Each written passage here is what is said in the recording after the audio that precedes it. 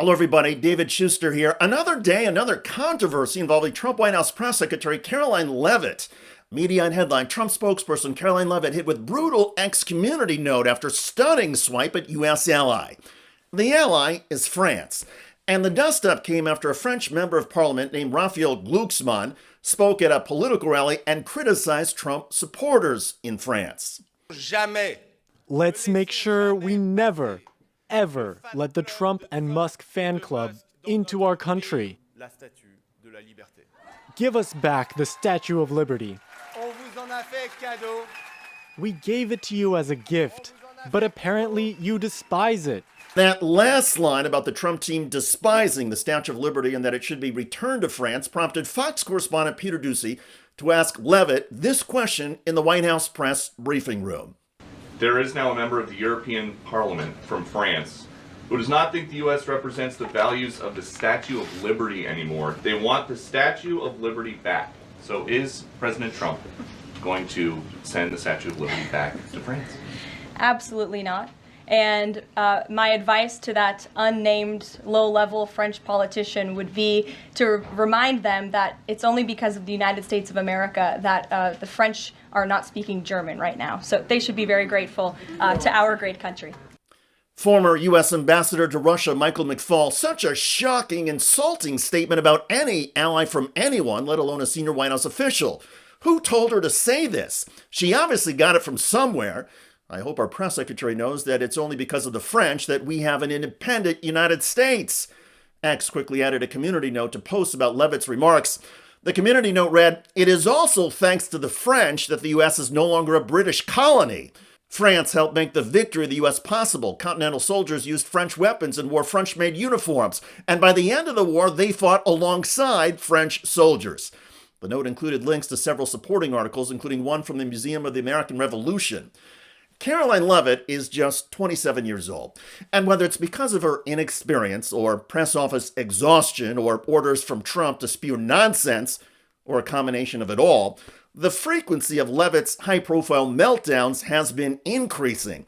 At the very same press briefing, there was this. We want to restore the Department of Justice to an institution that focuses on fighting law and order. Fighting law and order?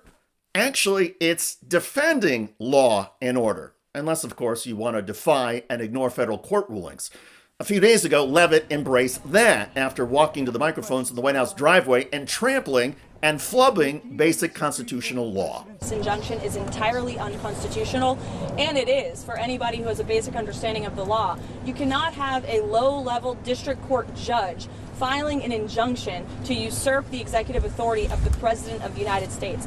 Actually, you can have a federal district judge filing an injunction blocking the actions of the President of the United States. That's because we have three co-equal branches of government with checks and balances on each. It's up to the judicial branch, the courts, to determine if the government actions in the executive branch, legislative branch, or even the states are constitutional or not. In the case of the Trump deportations of Venezuelans to El Salvador, the judge found that the deportations violated basic constitutional due process. And yet Leavitt seemed to think that the Trump White House could simply ignore and disregard a court ruling it doesn't like. The Constitution calls for any White House or executive branch official or anybody else who objects to a court ruling to appeal it up through the courts, including the U.S. Supreme Court. But Leavitt either did not know this or did not care and was simply happy to say or do whatever Donald Trump wants. Even Trump cheerleaders on Fox News have been blasting the Trump administration for disregarding or defying the courts. And speaking of Fox News, Leavitt has also struggled during her appearances on the conservative cable channel. Leavitt recently seemed stunned when she insisted to Fox that the U.S. automakers love the Trump tariffs and got some pushback from a Fox host. The American Automotive Policy Council has put out a statement sort of pushing back on this narrative. Watch how much Leavitt starts blinking, a sign of anxiety. They said revoking the exemption for Canada and Mexico and extending tariffs to auto parts with steel and aluminum will add significant costs for automakers, suppliers, and consumers. You know, steel and aluminum tariffs obviously could have big impacts. Is it time for the president to do an Oval Office address maybe and try to explain to people that it might be bad for a little while, but it is in fact worth it? I think the president has been incredibly clear, Jackie, on where he stands and what he envisions for the future of America. The president has been incredibly clear about the future of America. Are you expecting a recession this year? I hate to predict things like that. He wants to restore this great country as the manufacturing superpower of the world. Trump wants to restore America as the manufacturing superpower of the world.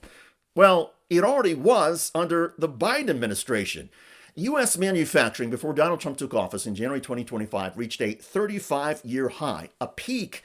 Now, thanks to economic uncertainties driven by Trump's tariff policies, manufacturing in the United States is slowing down and decreasing. Those are basic facts. But while Karoline Leavitt is robotically and urgently spewing whatever crap has been fed to her, she avoids reality and facts and just sticks to her script. And now, more days than not, Leavitt is sparking controversy and undermining what little credibility she might have had at the start of this administration.